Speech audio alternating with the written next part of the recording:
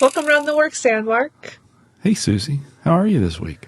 I'm doing pretty well. We're rolling into the end of October. I cannot believe it. Yeah. It's wild. 2024 is almost done. I know. I can't believe it. It's cliche, but I feel this way every year. And I feel like Yes. every year, the year goes by faster, which makes Yes, sense, right? it does. It does. All things seem to move faster as we get older. Yeah. So right now, this Wow. is going a lot faster for me than it is for you. Every minute feels a little bit faster for you. Well, I think it's time we kind of chat about something really seasonally relevant. We've been talking a lot about our POS and the Yep. industry, and that's all good, and that's still Important. kind of, yep, very important, Yep. especially to us and to retailers all the time. Yep. But But it's holiday marketing time for better or for worse. like it or not, Like it or not. Yeah, you getting hit with some holiday marketing? How's your inbox um, look? it's reasonably holiday. Although I Yeah. tend to ignore a lot of that. I'm not.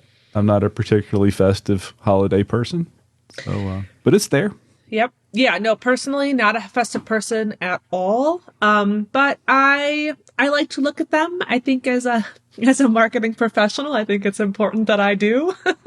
Well, as a seasoned consumer, Yeah. I pay attention from that perspective because I do like to support the local economy, and I have been known to purchase things rapidly. Yes. Yes. I have been known to purchase things myself. Yeah. So from that perspective, Yeah. it's certainly interesting to see what rolls into the inbox and in the mailbox too.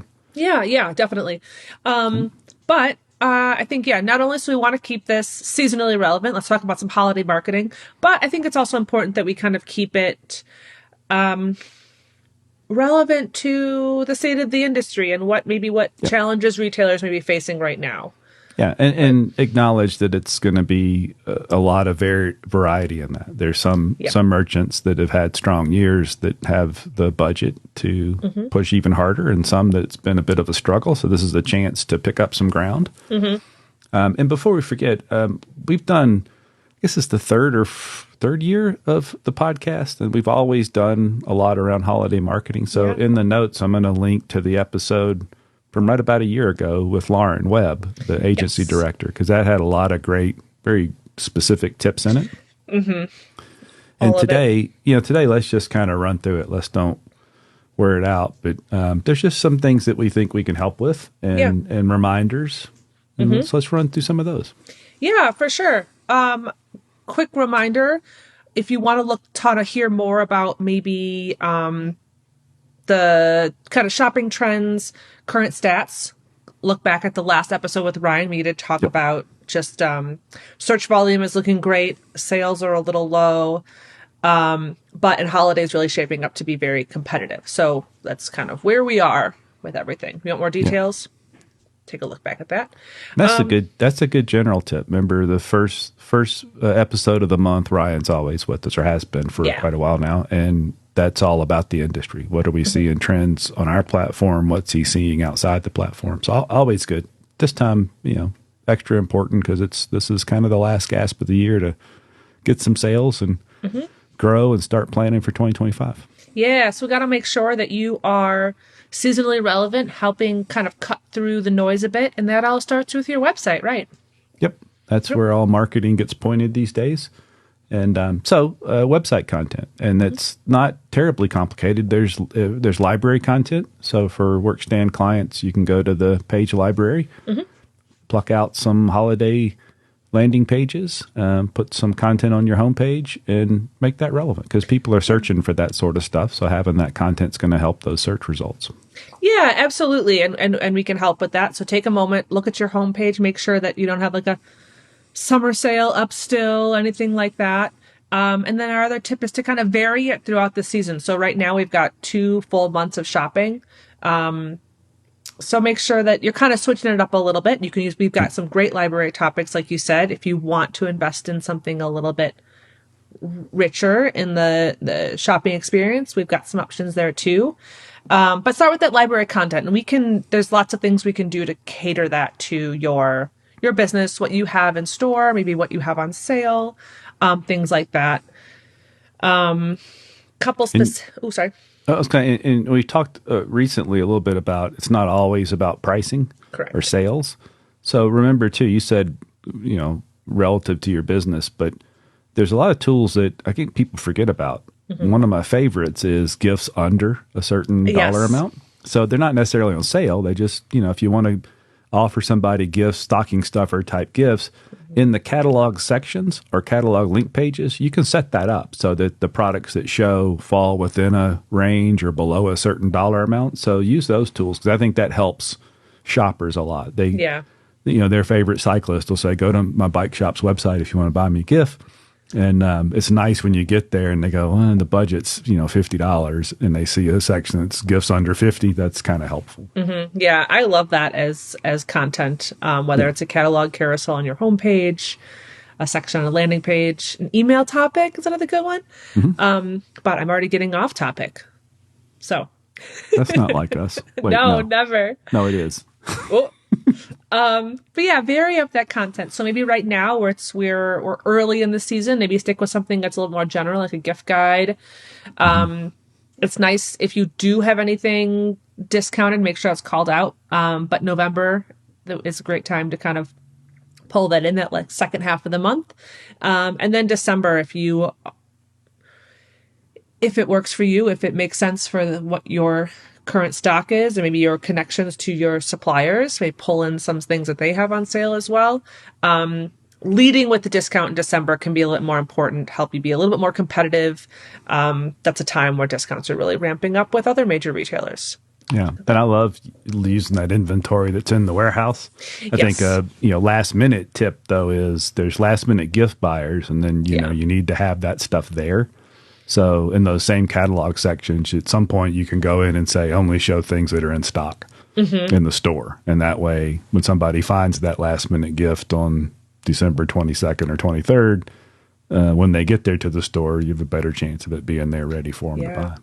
That's another great email topic, just kind of leading with in store and available now, I think can be a really great topic, especially come December. We talked a little bit about your suppliers. Maybe are there any other, what kind of benefits? Maybe there's just other ways you kind of lean on them to help you sell a bit more this season. Well, just the breadth of product you can show. So we know that, and we've talked about this a lot, but we know that more searches now are for the things. So people are searching for specific products. So go through those exclusion settings. Sometimes during the year, in order to be efficient, it's a good idea to go through those and dial some of those products back coming from the suppliers. In other words, if you don't really trade in downhill mountain bikes, maybe you don't need body armor and that kind of stuff showing up on the website. This time of year, maybe you loosen that up a little bit, especially if you're getting a good early start now or into November, where there is time to use that inventory, get paid before you even order the stuff, and sell some things you might not otherwise sold because people are shopping for things they don't otherwise normally buy throughout the year. So think about the way those exclusion settings that might have been dialed back a little hard, and then open them up a little bit. Let some more of that product through to win a few more searches while you still have time to place those orders and get the gifts in for your shoppers. Yeah, great point. If you are equipped, if you have shipping enabled on your website, maybe leaning on some drop shipping could be a great tool as well.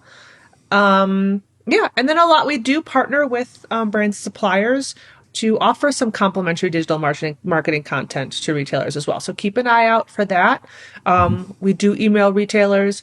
We'll include that information in our monthly blog.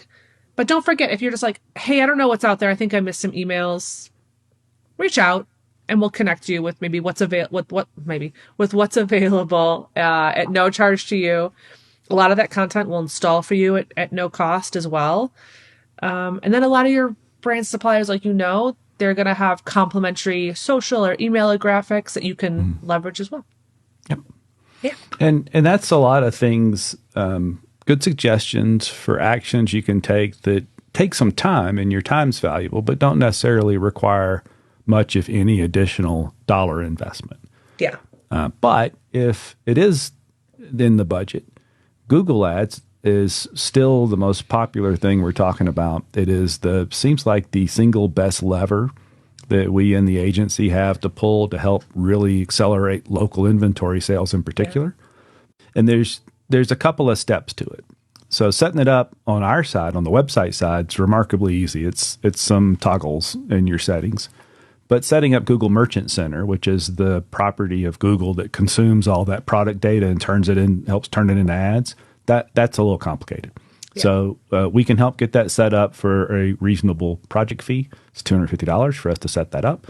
Once we're done with that, you're in what Google calls the free shopping program. Mm-hmm. So there's still time for that to help a fair amount.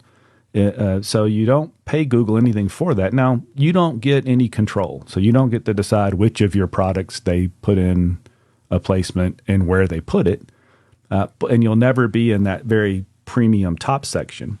But other than that setup fee, there's really no cost to it. Mm-hmm. So it's good. And then if you do want to run some local inventory ads, then it's already set for that. And that's just a great way. Those search results at the very top of the page, little rectangular boxes, the only way to get there is to pay Google. And they've just become very good for not only, they certainly generate some direct sales. Somebody searches for a thing, they see the ad, they click it, they end up on your website, they buy it. But more than that, the value seems to be growing in that placement's so prominent. And they go, oh, I know where that store is. And they don't ever even click the ad, which is great because they're pay-per-click ads. If they don't click them, you don't pay for it. Yep. And they just show up in the store. So if there's some budget for that, we strongly recommend that, and we can certainly help you get that going. Yeah, absolutely. I mean, we talk about it all the time. I use those to find specific products in my local area all the time. I don't click on the ads. I just see that it's in store at a local retailer, and I go over and buy it that day. So I'm not an attributable sale to that ad, but I also didn't cost that retailer any extra on that ad. But I found their product. Yeah, and more and more, though, there are tools within Google's analytics system that are allowing us to connect some of those. Mm-hmm. So, it's if I forget the exacts. Maybe we'll get Matt to remind us. But something, if you're using the Chrome browser and that you're in that, ads presented, and then later that your IP address, your browser shows up in the store. There's some ways they can connect some of that stuff. So you can be an attributable sale.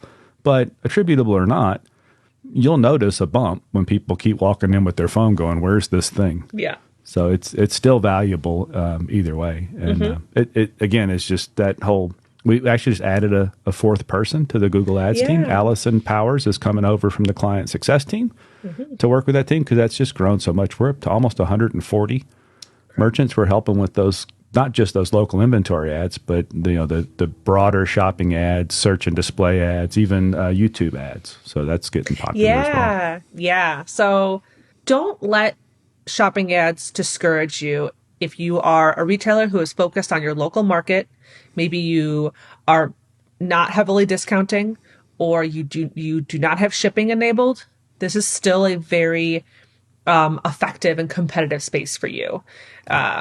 Google will kind of preference a local retailer to show up in those results as well when someone is searching for a specific product or category. So it's a really great tool. Like, you want to talk more, I chat with Mark. Another fun one, you mentioned YouTube. This is a really fun space. I think we noticed that DIY is really working. If you don't let kind of perfection or get in the way of something good enough. That was a Matt quote. I thought was really great. But yeah, just record something on your phone. I think something holiday oriented would be great. You could do a quick little product review, highlight your business. It's awesome. You really get in front of a captive audience. You are kind of held there as a viewer for 5 seconds. And some retailers that we're working with are having a lot of success with these. It's like pennies per view, super fun, something different. You want help. We can help with we have some cool ideas, I think, too, for an inexpensive, cost-effective kind of help with dressing something DIY up. We've got some cool options. So. Yeah, it's tough to get creative in that 5-second window. And some of those ads can be longer, but really the skip button's coming up, or there isn't, you're not going to get the option for the skip. It's only a 5-second ad. So you got to be creative, but they are effective. Yeah. We've seen some fun stuff. There's some cool things going out there right now. Yeah. And just make sure, I think in general, we talked about ads, but there's some other,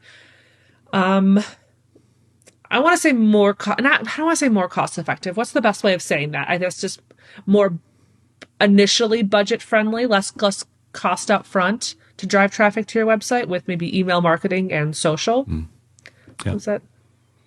Yeah, well, I mean, email marketing remains one of the most cost-effective ways. It really is. And it's effective. It's not Yeah. just cost-effective. It works. And yeah, some people are tired of stuff in their inbox, and they'll unsubscribe from those, and that's okay because, no marketing activity or really no activity covers every base. Yeah.